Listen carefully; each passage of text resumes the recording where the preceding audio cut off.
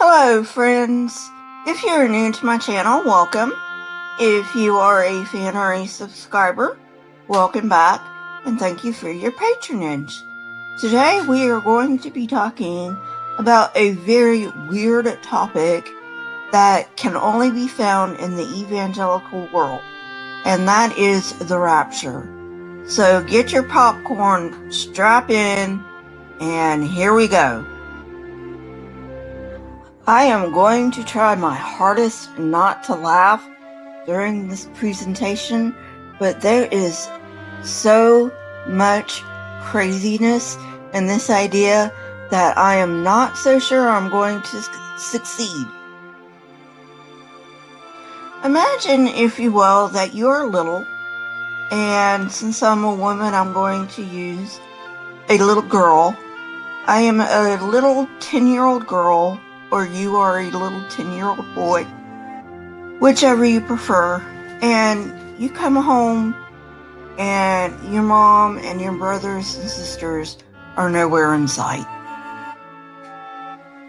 Now, this has a very rational explanation, like maybe your mom took your brothers and sisters out to the doctor's office, or they went over to a neighbor's, but you have been taught your entire life that something called the rapture is going to happen, and it can happen at any moment, and you are freaking scared. You are scared because you think the rapture has happened without you, that you haven't been good enough to be raptured with your family, that you have to go through the Great Tribulation alone. And you're just frightened to death. And this is what they want. This is what kids go through who are raised in an evangelical household. They are scared to death every time they can't find one of their family or friends. They are scared to death that the rapture has happened and they've been left all alone. If you ask most rapture proponents where the idea comes from, they will say the Bible. But then you point out that the rapture appears nowhere in the Bible, neither does the idea, and they will more than likely tell you, well, you have to piece it together from here, there, and everywhere. The idea actually started in the 19th century with a 15-year-old girl's vision. In 1830, Margaret MacDonald attended a healing service in Scotland where she purportedly had a vision where Jesus returned in 2 stages. This story was picked up and amplified by John Nelson Darby, a British evangelical preacher. The teaching that Jesus will return to earth is not new. Christians have always believed that. The second coming is central to Christian doctrine and taught by all churches. However, what was new was Darby's claim that Christ would actually return twice. The first return would be secretive, taking his people out of the world before the tribulation. Jesus would then return to establish his kingdom on earth after the tribulation. So it was that Darby and his followers set out to find Bible verses to support their claim. Although the word rapture does not occur in the Bible, proponents say that the idea does. In Thessalonians 4:17, quote, "Then we who are alive, who are left, will be caught up together with them to meet the Lord in the air, and so we will be with the Lord forever," end quote. Darby made many mission trips to the U.S. between 1859 and 1877 and convinced many of the rapture idea. Darby refrained from setting dates to the end of the world and instead invented dispensations, which are intervals of time that make up God's timetable for the world. God has divided history into 7 dispensations according to Darby, and each dispensation has its own set of rules. Thus, dispensationalism is, according to proponents, a master plan for all of history. The Scofield Reference Bible, published in 1909, popularized Darby's ideas.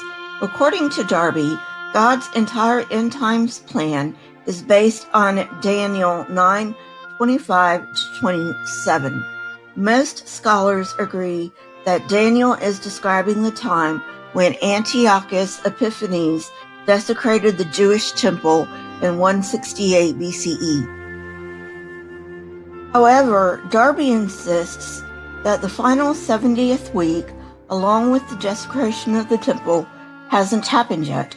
Only the first 483 years of Daniel's prophecy found fulfillment in ancient Israel up to week 69.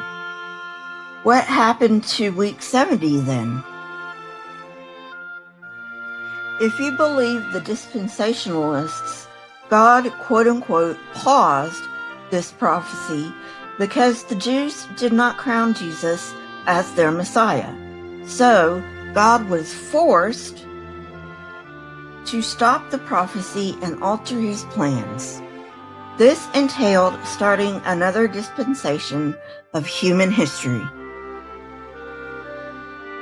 The dispensationalists say that this 70th week has been delayed now for 2,000 years. We are now living in a quote-unquote gap between the 69th and 70th weeks. What this means basically is that the past 2,000 years have been essentially a timeout. Any minute now, God will remove the true Christians from the earth and the timeout will cease. The final week, or 7 years to the dispensationalist, because according to them, 1 day equals 1 year, and Israel's history will play out. Needless to say, this gap exists nowhere in Daniel. The dispensationalists need this gap to make their timeline work. Yes, I am in the middle of something right now, but I think that's a good place to stop because I am over what I consider my allotted time. If you like this kind of content, please press the like button and the subscribe button, and if you would like to be notified when I come out with new content, please hit the bell next to the subscribe button. My email, Twitter, Discord, and PayPal links are in the description, along with the link to the source that I have used for this episode and will continue to use throughout this series. It is a Christian source, so a Christian is criticizing this. Question everything and never be afraid. Please leave your comments in the comment section. I love hearing from you. If you have any requests, you can leave it in the comment section, or you can leave it on my Twitter account, or you can DM me, or you can email me. Until next time, friends, goodbye.